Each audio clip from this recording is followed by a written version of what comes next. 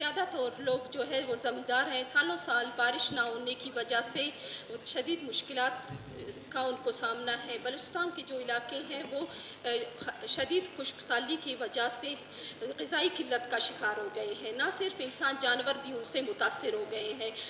میں مانتی ہوں کہ حکومت نے بہت سے میرے بھائی بیٹھے ہوئے ہیں عطا ضیاء لنگب، انہوں نے بہت امداد بھیجا ہوا ہے مختلف علاقوں میں، لیکن جو بچے ہیں بچوں کو نظر انداز کیا گیا ہے، نیوٹریشن کا شکار ہو کر بچے ہڈیوں کا ڈھانچہ بن گئے ہیں۔ انہوں نے غذائی امداد جو بھیجی ہے ان میں آٹا چاول وغیرہ ہے، لیکن بچوں کے لیے مثلاً بسکٹ سریلیک دودھ وغیرہ ہونی چاہیے، جو ضروری ادویات ہے بچوں کے وہ بھیجنی چاہیے، اور اس کے علاوہ جو جانور مر رہے ہیں ان کے لیے چارہ ہونا چاہیے۔ اور پی ٹی ایم کو چاہیے کہ یہ جو ہماری کل بھی اس پہ بحث ہوئے، بہت سے لوگوں نے اپنی ویوز اور سجیشنز شیئر کیے ہیں، وہ مد نظر رکھتے ہوئے بلوچستان کو آفت زدہ قرار دیا جائے اور ایک خصوصی پیکج کا اعلان کیا جائے۔ شکریہ۔ جی شکریہ۔ میرے خیال اس پہ کافی بحث ہوا ہے، اگر حکومتی موقف لے لیں تاکہ اور ایجنڈے پہ چلے جائیں۔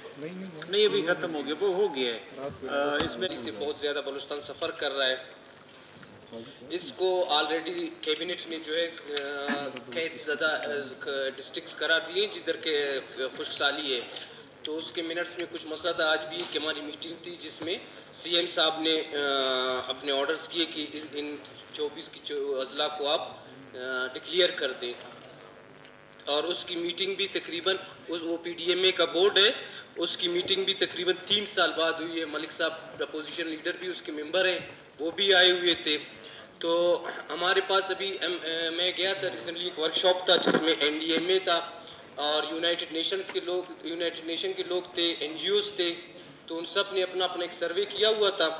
بالکل صحیح کہہ رہی ہیں میری بہن، اس میں ہمارے پاس تو جو ہے فوڈ آئٹمز اویلیبل فی الحال نہیں ہیں۔ جتنے نان فوڈ آئٹمز اویلیبل ہیں، میرے اپوزیشن کے سارے دوستوں کو میں اپنے ساتھ آفس لے گیا ہوں، جس ڈپٹی کمشنر نے جتنا وہ کیا تھا۔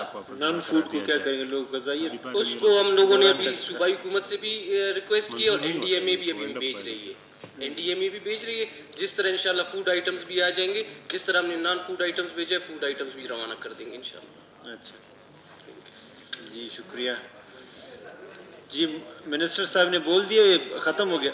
جناب اسپیکر، میرے حلقے میں جو قحط سالی ہے، کیونکہ دیہاتوں میں زیادہ اکثر قحط سالی زیادہ اثر کرتے ہیں شہری علاقوں سے زیادہ، کیونکہ وہاں پانی کا بڑا مسئلہ ہے۔ جب ہم کہتے ہیں کہ یہ خیمہ دینا یا ٹینٹ دینا یا کمبل دینے سے بہتر ہے کہ لوگوں کی بنیادی مسائلوں کو توجہ دیں۔ اس میں مثال کے طور پر جب ہمارے علاقوں میں روڈ گزرتا ہے، ٹینکر گزرتے ہیں پانی کے، لوگوں نے برتن اٹھا کے وہاں پانی لیتے ہیں۔ اس سے بہتر ہے کہ اس روڈ کے اوپر ہر جگہ جہاں آبادی ہے وہاں ٹانکی بنایا جائے، اور پینے جو یہ راشن دینے سے بہتر ہے کہ پانی کے مسئلے پہ توجہ دیں، کیونکہ ہمارے علاقے میں کڑوا پانی ہے، وہاں لوگ پانی کے لیے ترس رہے ہیں۔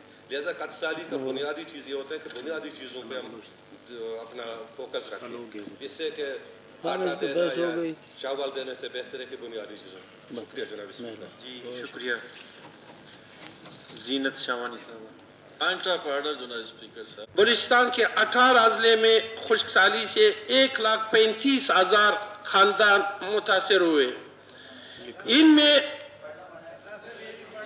وہ پڑھ نہیں رہا ہے، وہ ان پوائنٹ میں دیکھ رہا ہے۔ میرا حلقہ انتخاب بھی سرپرست ہے، وہ جو پوائنٹ کہ دیکھ رہا ہے، خشک پڑھ نہیں سالی رہا ہے۔ سے متاثر ہے، جن میں کچلاک، بلیلی، نوسار، اقبال، چشمہ چوزی، زورخو اور پنچپائی اور کوئٹہ کے مختلف علاقے بھی شامل ہیں۔